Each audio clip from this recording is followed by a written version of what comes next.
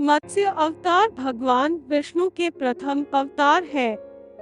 मछली के रूप में अवतार लेकर भगवान विष्णु ने एक ऋषि को सब प्रकार के जीव जंतु एकत्रित करने के लिए कहा और पृथ्वी जब जल में डूब रही थी तब मत्स्य अवतार में भगवान ने उस ऋषि की नाव की रक्षा की। इसके पश्चात ब्रह्मा ने पुनः जीवन का निर्माण किया। एक दूसरी मान्यता के अनुसार एक राक्षस ने जब वेदों को चुराकर सागर की अथाह गहराई में छुपा दिया तब भगवान विष्णु ने मत्स्य रूप धारण करके वेदों को प्राप्त किया और उन्हें पुनः स्थापित किया। मत्स्य अवतार की कथा। एक बार ब्रह्मा जी की असावधानी के कारण एक बहुत बड़े दैत्य ने वेदों को चुरा लिया। उस दैत्य का नाम हयग्रीव था। वेदों को चुरा लिए जाने के कारण ज्ञान लुप्त हो गया।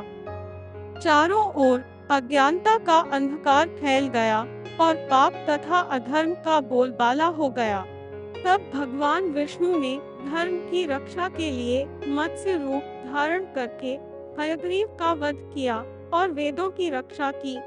भगवान ने मत्स्य का रूप किस प्रकार धारण किया, इसकी विस्मयकारिणी कथा इस प्रकार है। कल्पांत के पूर्व एक पुण्यात्मा राजा तप कर रहा था। राजा का नाम सत्यव्रत था।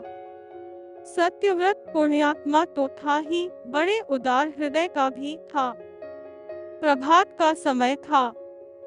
सूर्योदय हो चुका था। सत्यव्रत कृतमाला नदी में स्नान कर रहा था। उसने स्नान करने के पश्चात जब तर्पण के लिए अंजलि में जल लिया तो अंजलि में जल के साथ एक छोटी सी मछली भी आ गई। सत्यव्रत ने मछली को नदी के जल में छोड़ दिया। मछली बोली, राजन, जल के बड़े बड़े जीव छोटे छोटे जीवों को मारकर खा जाते हैं। अवश्य कोई बड़ा जीव मुझे भी मारकर खा जाएगा।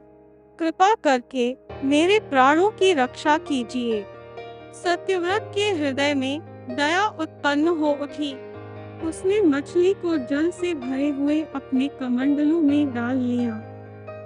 तभी एक आश्चर्यजनक घटना घटी। एक रात में मछली का शरीर इतना बढ़ गया कि कमंडलू उसके रहने के लिए छोटा पड़ने लगा। दूसरे दिन मछली सत्यव्रत से बोली, राजन, मेरे रहने के लिए कोई दूसरा स्थान ढूंढिए क्योंकि मेरा शरीर बढ़ गया है। मुझे घूमने फिरने में बड़ा कष्ट होता है। सत्यव्रत ने मछली को कमंडलू से निकालकर पानी से भरे हुए मटके में रख दिया। यहाँ भी मछली का शरीर रात भर में ही मटके में इतना बढ़ गया कि मटका भी उसके रहने के लिए छोटा पड़ गया। दूसरे दिन मछली पुनः सत्यव्रत से बोली, राजन, मेरे रहने के लिए कहीं और प्रबंध कीजिए क्योंकि मटका भी मेरे रहने के लिए छोटा पड़ रहा है। तब सत्यव्रत ने मछली को निकालकर एक सरोवर में डाल किया, किंतु सरोवर भी मछली के लिए छोटा पड़ गया। इसके बाद सत्यव्रत ने मछली को नदी में और फिर उसके बाद समुद्र में डाल दिया। आश्चर्य! समुद्र में भी मछली का शरीर इतना अधिक बढ़ गया कि मछली के रहने के लिए वह छोटा पड़ गया। अतः मछली पुनः सत्यव्रत से बोली, राजन, यह समुद्र भी मेरे रहने के लिए उपयुक्त नहीं है।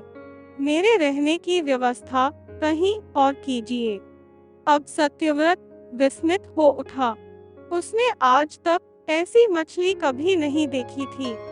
वह विस्मय भरे स्वर में बोला, मेरी बुद्धि को विस्मय के सागर में डुबो देने वाले आप कौन हैं? मत्स्य रूपधारी श्रीहरि ने उत्तर दिया, राजन, हयग्रीव नामक दैत्य ने वेदों को चुरा लिया है। जगत में चारों ओर अज्ञान और अधर्म का अंधकार फैला हुआ है। मैंने हयग्रीव को मारने के लिए ही मत्स्य का रूप धारण किया है। आज से 7वें दिन पृथ्वी प्रलय के चक्र में फिर जाएगी। समुद्र उमड़ उठेगा, भयानक वृष्टि होगी, सारी पृथ्वी पानी में डूब जाएगी। जल के अतिरिक्त कहीं कुछ भी दृष्टिगोचर नहीं होगा। आपके पास एक नाव पहुंचेगी। आप सभी अनाजों और औषधियों के बीजों को लेकर सप्तऋषियों के साथ नाव पर बैठ जाइएगा। मैं उसी समय आपको पुनः दिखाई पड़ूंगा और आपको आत्मतत्व का ज्ञान प्रदान करूंगा। सत्यव्रत उसी दिन से हरि का स्मरण करते हुए प्रलय की प्रतीक्षा करने लगे। 7वें दिन प्रलय का दृश्य उपस्थित हो उठा। समुद्र भी उमड़कर अपनी सीमाओं से बाहर बहने लगा। भयानक वृष्टि होने लगी।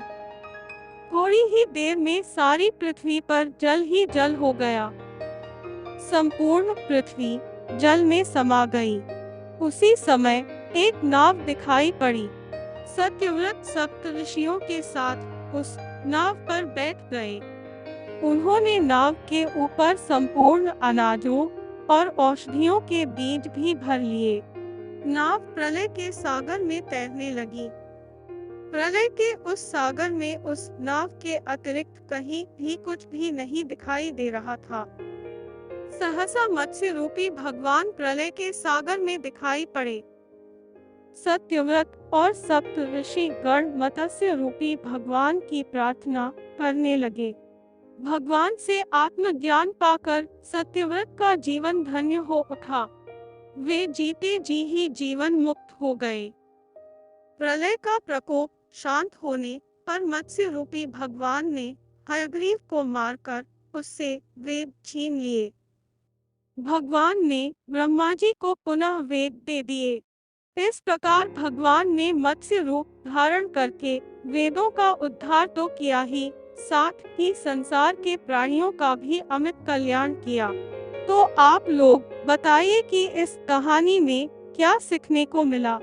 अगर इस कहानी से कुछ सीखने को मिला हो तो हमारे YouTube चैनल को सब्सक्राइब जरूर कर लीजिए, ताकि मैं जब भी अगला वीडियो अपलोड करूं तो सबसे पहले आप लोगों के पास पहुंचे।